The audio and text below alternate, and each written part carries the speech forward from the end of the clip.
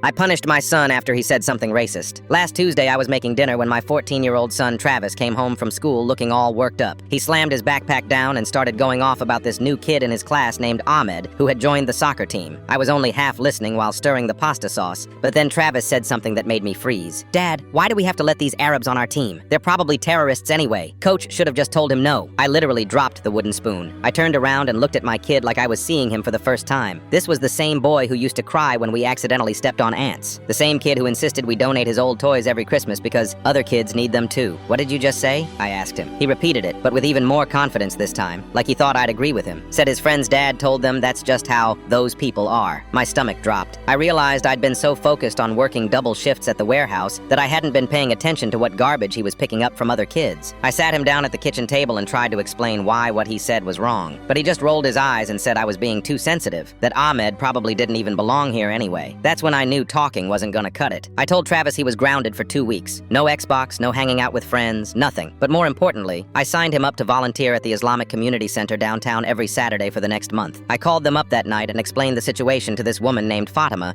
who ran their youth programs. She was incredibly understanding and said they'd love to have Travis help with their weekend food bank and kids activities. I also made him write a formal apology letter to Ahmed, which I personally delivered to his parents along with an explanation of what happened. Travis was furious. He accused me of ruining his life and said I was embarrassing him, but I told him he embarrassed himself when he decided to repeat ignorant nonsense. The first Saturday at the community center was rough. Travis sat in my truck for 10 minutes refusing to get out, acting like I was dropping him off at prison. But Fatima came out and started talking to him about soccer, which got him to finally walk inside. By the third week, something started changing. Travis came home telling me about this little kid named Omar, who thought he was the coolest thing ever because Travis helped him with his math homework. He started asking questions about different cultures and why people leave their home countries. The breaking point came during his last Saturday there. Travis was helping serve lunch when Ahmed's little sister Layla came in with their mom. Turns out Ahmed's family had been going there for grocery assistance because his dad was still looking for work after they'd moved here. Travis saw Ahmed helping translate for his mom and watching his little sister while she picked out food. When we got home that day, Travis asked if we could donate some of our extra canned goods to the food bank. I'm not gonna lie, those 4 weeks were exhausting. Driving him there every weekend, dealing with his attitude, having uncomfortable conversations about prejudice and empathy. But seeing him genuinely connect with people he'd written off based on ignorant assumptions made every minute worth it.